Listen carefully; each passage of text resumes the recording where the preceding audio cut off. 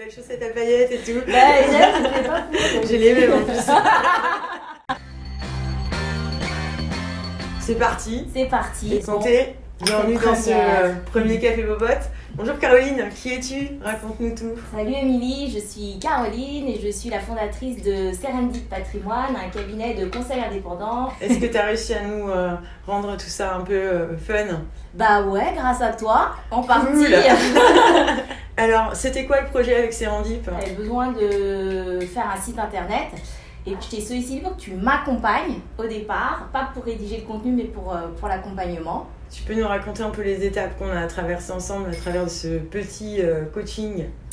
Alors on a commencé à débroussailler un peu l'identité que je voulais donner à ma société. Tu avais déjà un nom au moment où on s'est rencontrés? J'avais déjà un nom, j'avais pas de logo et j'avais une idée vraiment très vague de l'image et de l'identité que je voulais donner à Serendip. Et voilà, et grâce à Émilie et aux petits exercices qu'on a fait ensemble, voilà, ça m'a permis d'éclairer ma vision. On s'est rencontrés pendant un mois, ouais. Tous les mercredis, pour ouais. une petite séance d'1 à 2 heures. Ouais.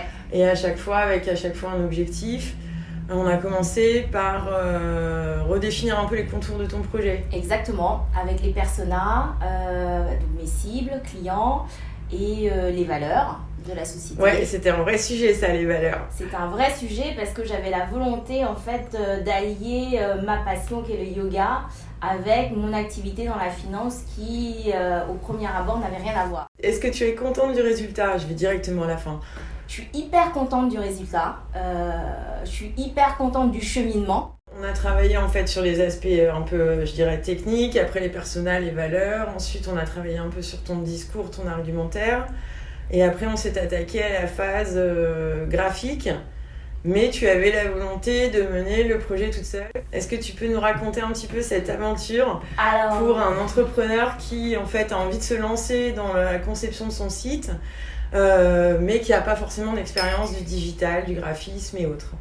Moi, je démarrais de zéro et en fait, grâce à toi, j'ai pu en fait, débroussailler les idées, la méthodo, donc comment structurer mon site, l'arborescence, donc réfléchir à l'organisation des idées, de ce que je voulais dire et comment je voulais le dire. C'était un peu l'aventure. C'était complètement l'aventure. J'étais contente que tu sois là pour avoir un feedback hyper pro. En fait, tout le long de ce process d'identité visuelle, de logo, de site. J'étais quand même très rassurée de t'avoir à mes côtés. C'était un peu le Far West et complètement. Moi, je t'ai permis en fait, je t'ai mis des petits points dans la nuit pour que tu puisses avancer. Exactement. Si tu pouvais remonter le temps, est-ce que tu garderais ce mode ou est-ce que tu confierais la créa du site à un prestataire dans son intégralité? En fait, je referais tout pareil parce que toute la démarche où je me suis un peu cassé les dents au début, en fait, ça m'a permis de réaliser que j'étais capable de le faire et en fait ça m'a ouvert sur des nouvelles compétences que j'avais pas et que je n'imaginais pas avoir. Et heureusement que tu étais là pour les petits coups au derrière, ça m'a permis d'avancer, je pense assez rapidement et au final d'avoir un résultat dans les délais.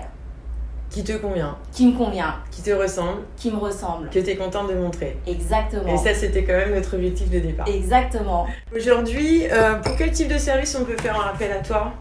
Alors, vous pouvez me consulter pour toutes les problématiques patrimoniales. Ça va de comment je peux épargner, dans quoi je peux épargner, dans quoi je peux investir. Tu nous as dit tout à l'heure que tu voulais concilier ta passion du yoga avec ton métier. En fait, les valeurs de la pratique du yoga, je les applique aussi dans mon travail au quotidien. C'est d'avoir un équilibre. Aujourd'hui, c'est quoi ton secret pour ouvrir les chakras de tes clients? C'est d'être à leur écoute et d'être là pour eux, d'apprendre à les connaître pour les conseiller au mieux. Donc c'est le temps. C'est le temps. En tout cas, le temps fait partie de l'équation. Exactement. C'était hyper important. En fait, quand on démarre un projet, on est souvent très impatient. Et en fait, ce temps qui s'écoule et qui passe, à prendre, il est nécessaire. Comment on devient riche? On ne devient pas riche, on l'est déjà. Ouais, j'adore. Voilà. Donc, Tu as choisi d'appeler ta société Sérendip, de sérendipité, tu peux nous en dire un peu plus? Alors la sérendipité, c'est quoi? C'est l'art de trouver ce qu'on ne cherche pas en cherchant ce qu'on ne trouve pas. Est-ce que tu as trouvé ce que tu ne cherchais pas? J'ai trouvé ce que je ne cherchais pas en travaillant avec Limi. Merci. Je pensais que j'allais avoir un joli site avec un contenu, enfin je l'ai eu, mais je ne pensais pas que j'allais y arriver de cette manière-là. Et donc c'est pas le résultat du site avec les jolies couleurs et le logo qui aujourd'hui font la satisfaction. C'est tout le cheminement que j'ai parcouru pour y arriver. Donc ça, c'était une belle découverte. Où est-ce qu'on peut te trouver aujourd'hui si on a besoin de faire appel à toi? Donc j'ai un site internet, serendip-patrimoine.com, sur les réseaux sociaux, Facebook, Serendip Patrimoine, et sur Instagram, Serendip Patrimoine. Pour finir, la question qui n'a rien à voir, c'est quoi ta posture préférée? Posture sur la tête, donc t'as Shirshasana. Ouais. T'as besoin d'inverser tes perspectives. Exactement, et toujours avoir une perspective différente des choses et puis trouver un équilibre. Merci Caroline. Est-ce que tu as autre chose à ajouter? Non, mais en tout cas, c'était top de travailler avec toi. Cool. Merci. Un dernier conseil pour la route? Gardez le sourire. Allez, on reste là-dessus. Gardez le sourire. Merci, à plus tard. Ciao.